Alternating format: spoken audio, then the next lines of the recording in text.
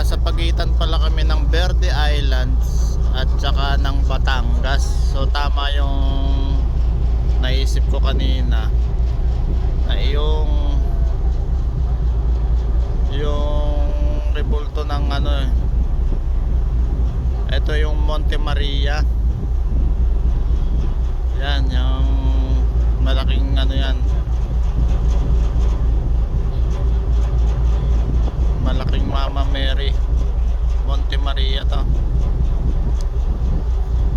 Iikot kami ng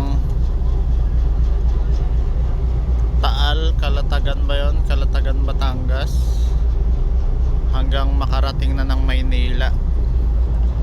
So may mga signal na siguro dito.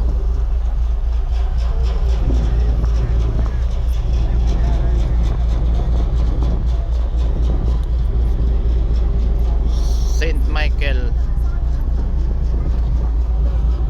So eto, nagkakape ko dito sa ibabaw.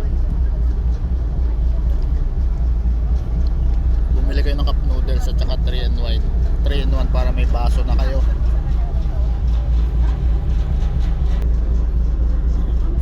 Huhugasan nyo na lang para ano, mayroon na kayong cup, hindi kayo magdala-dala.